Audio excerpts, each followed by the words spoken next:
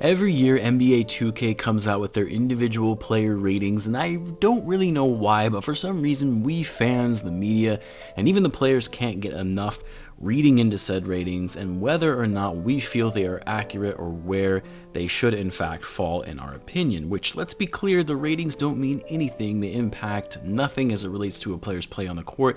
It doesn't impact their pay. It doesn't determine how well they will perform in the upcoming season. But because 2K is so popular and because I thought a lot of the ratings for the Bulls players this season were a little bit off, in this video we're going to be covering each of the players' ratings on the Bulls roster and assess how accurate they are. So what's going on, everyone? You are listening to Bulls Central here. Hope you're all doing well.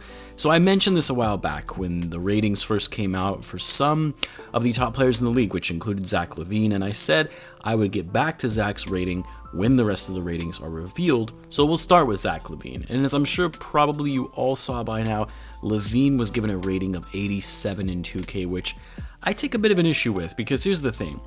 You see a rating of 87 and you think, well, that's pretty solid. I mean, anytime you're above 85, that's generally a star level player, which LaVine is.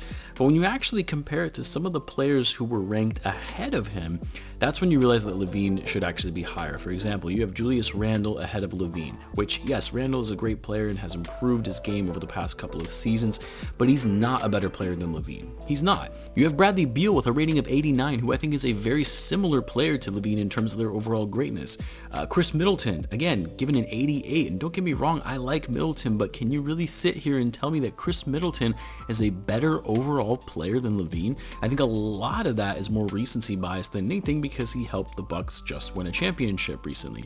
Devin Booker was given a score of 90. I'm not saying LaVine is a better player than Booker. I do think you can argue Booker is a better player than LaVine, but are we really going to forget that until this past season, Booker was just like Zach LaVine, a great scorer, but on a team that couldn't win. Trae Young received a score of 89, Jimmy Butler 91, Donovan Mitchell 88. Look, I'm not saying that LaVine is better than all these guys, because for some of them he isn't. I think we have to be honest with ourselves that as great as LaVine has become and will hopefully continue to get better in taking that next leap in this upcoming season, he's not on the level of some of these guys ahead of him. But of the players that I just mentioned and comparing it to their respective ratings, LaVine deserves higher than 87. I didn't even mention Klay Thompson, who they ranked higher than LaVine as well. Same rating, 87, but overall he was a bit higher than LaVine. Like, Klay Thompson hasn't played in the league in 2 seasons. Are we really thinking that he's going to come back the same player he was before? Now in his early 30s and after 2 major injuries? No, it's not going to happen. I mean, giving him an 87 was incredibly premature, not knowing what he's going to be like when he returns.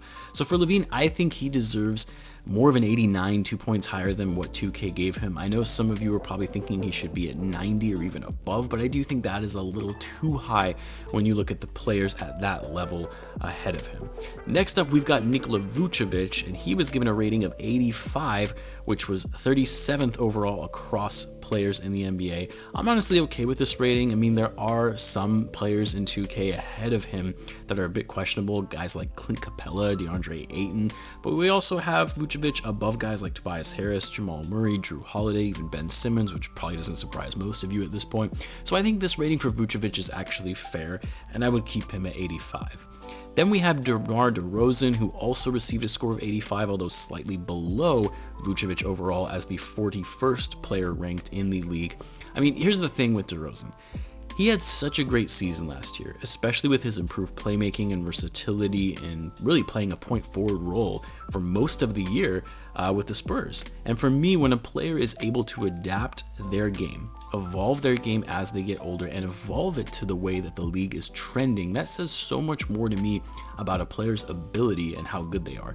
Because people have been knocking on DeRozan for years about how he doesn't fit today's NBA, that is predicated on three-point shooting and floor spacing, and although DeRozan has improved his three-point shot very, very slightly, it's just not part of his repertoire, and I don't think it ever will be. But he figured out a way to be more impactful on the court on offense by becoming a playmaker and adjusting his game to being an effective player anywhere between positions 1 through 4. For a guy that at the height of his prime was primarily just known to be a high volume scorer solely as a shooting guard to evolve his game into what it is today is very impressive, to say the least. And because of that, I think DeRozan deserves a higher rating than 85, because look, these ratings are based on a player's overall skill measured by a number of factors, and personally, I think DeRozan is a better overall player than Nikola Vucevic. I know they have the same rating at 85, but Vucevic was ranked slightly higher than DeRozan. I think he's a better overall player than CJ McCollum, who also ranked higher than DeMar. I would put him ahead of a guy like Tobias Harris, again, another person that was put above DeMar, Clint Capella, DeAndre Ayton, even Domantas Sabonis. So for me, I think DeRozan deserves an 86 rating, 1 point higher than what 2K gave him. Now, I don't want to make this video too long, so I'll be going through some of these a little more quickly, as I do want to get through every player on the roster. Next is Lonzo Ball, who was given a rating of 82. When I look at that rating by itself, I don't really take issue with it, because for Lonzo, based on the great season he had last year, but obviously still a lot of work for him to get better as a player, you think 82, I mean, especially when you compare it to the fact that he's only 3 points lower than Vucevic and DeRozan, and you think, yeah, 82 is great, and that's a fair rating. But where I do take issue with this rating, which always makes it hard when you're rating players on a scale from 1 to 100, so challenging, is that some of these guys ranked ahead of him, guys like Colin Sexton, Karis LeVert, TJ Warren, Fred VanVleet, Jonas Valanciunas, even Derrick Rose, like, are these guys all really better than Lonzo Ball? You even had John Wall, Kemba Walker, RJ Barrett ahead of Lonzo in these ratings. I don't know, I just don't see how all of these guys are better all-around players than Lonzo is. Maybe some, like, sure, you could argue that Sexton and VanVleet might be better than Lonzo, but I really think putting all of these players that I just mentioned ahead of Lonzo is a stretch. So I'm fine with the rating 2K gave him of 82. What I don't like are some of these players that were ranked ahead of him. Next, we've got, and get this, Coby White is the 5th best ranked player on the Bulls with a rating of 78, which is interesting. I mean, for me, I was surprised to see that he was ranked 3 points ahead of Patrick Williams. I mean, Coby is clearly a better scorer. He's more confident handling the ball, but I do think Patrick is a better all-around player. But we'll put that aside for now, since I know these rankings are primarily based on the player's past performance, which Patrick as a rookie, you know, Coby got a little more run, putting up over 15 points per game last season. You can kind of see why these ratings are coming out the way that they do.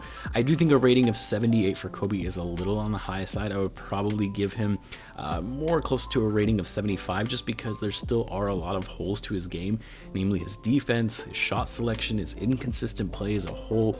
You know, he would have nights where he would go off on a tear on offense, and then other nights where he would go 2 for 6 from the field. You know, he also needs to protect the ball much better when playing the point. Again, I do still have high hopes for Coby, and I think he will get better as a player because of his strong work ethic, but for now, 78 is too high of a rating for him. I would put him at 75. Alex Caruso was the next player for the Bulls in terms of rankings, and he was given a rating of 76. As much as I like Caruso, and I've said it before, this is going to be one of the more underrated signings for the Bulls this season. 76, though, is a bit of a stretch for a guy like Caruso. Obviously, he's a hard worker, plays tough-nosed defense, a solid three-point shooter, and he's even got himself some hops to him as well. But like Coby, to put him ahead of someone like Patrick Williams is short-sighted, to say the least. I would say Caruso is more in the 72 to 74 range for a 2K rating, just a shade below the rating that he was given.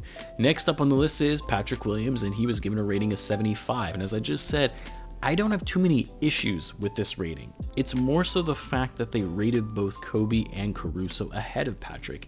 I get that Patrick's rating is only 75 because they're basing it off of the player he is now or was last year, and not for the future potential of what he could be, but still 75 is a little on the low side. I would honestly switch the rating of Patrick Williams and Coby, giving Patrick a 78 rating while Coby a 75. I think we can close out the season. We will see that, in fact, those ratings will come to fruition. I honestly wouldn't be surprised if Patrick finishes the season above an 80 rating. I'm going to do the next 3 in order because they all received the same rating of 74, and that's Derrick Jones Jr., Alisei Johnson, and Tony Bradley. And to be honest, I mean, I feel like I'm kind of using Patrick Williams as a benchmark, if you will, for some of these, because if you're giving Patrick Williams a 75, but all 3 of these guys a 74, just 1 point lower, then there's something wrong here. I mean, we got Derrick Jones Jr., we know he's a freak athlete, a solid defender, and can give you highlight level dunks, but he's not a good outside shooter. His offensive game is rather limited as it is. Alice Johnson, look, I'll say it again. I like what I saw from him in the few games that he played with the Nets, and I do think he has upside potential and could be a late breakout type player. But he's only played in 49 games in the NBA. He's crafty on the boards and will be a good rebounder for the Bulls at the 4. He's a decent defender, but 74, again, just 1 point lower than Patrick Williams. Then Tony Bradley, I mean, again, like all these other guys, I like the pickups here, and I think that they're going to be very nice additions for the Bulls off the bench in limited minutes, but they're not even close to the level of impact player that Patrick Williams will be in this upcoming season. And Patrick's all-around skill set far exceeds these threes. If I had to give these ratings for these 3 players anyway, I would likely put Derrick Jones Jr. in the 70 to 71 range. I'll say probably similar, and then Tony Bradley you're looking at maybe 69 or 70. Now, what also didn't make sense to me is that after that, you have Stanley Johnson and Javonte Green with a rating of 72. Ahead of Troy Brown Jr., who I actually think is a very underrated defender and athlete in terms of his ability to slash to the hoop. Stanley Johnson at 72 is way too high. And although I like Javonte Green and the limited minutes we got to see from him last year after the trade deadline, he shouldn't be that high either. I mean, I would put someone like Stanley Johnson around, I don't know, 68 or 69 in terms of his rating, and Javonte Green around 70. And we know what Stanley Johnson is. He's a hustle player on defense, but outside of that, everything else about his game is really lacking. Then, as I mentioned, you have Troy Brown Jr., who was given a rating of 71, which I think is too low for the reasons I just explained, especially when you factor in that Stanley Johnson has a 72 rating. Troy Brown Jr. really should be at least at 73 for his all-around skill set compared to some of these other guys ranked slightly ahead of him. And then finally, the 2 rookies, Dosunmu and Marko Simonovic, which were both given a rating of 70, which, I mean, you know, it's hard to rate guys who have never played in an NBA game. I mean, based on what we have seen, whether it was in college for Io or overseas for Marco and how they fared in Summer League, then yeah, I think these ratings are fairly accurate. I might even give Io a point above that just because I really like his game and I think that it could show up well, and he could show up well as a solid 2-way player for the Bulls in limited minutes off the bench this season. Now, I know I went through some of these rather quickly, and yes, I also did not include players that are on 2-way contracts or non-guaranteed deals for training camp invites. Also, based on my ratings, I've realized it's very possible my gauge is a little off on some of these, considering I haven't played 2K in years. I'm talking at least 8 years, and I'm sure the ratings and the game itself have evolved in a number of regards. So I guess what I'm trying to say is take my ratings with a grain of salt. I would actually love to hear from you guys, especially those who are 2K fanatics, how you felt about this year's Bulls players ratings. Let me know in the comments, and of course, as always, be sure to subscribe if you're a Bulls fan, as I do post daily Bulls content. Thanks again for tuning in, guys, and I will catch you in the next one.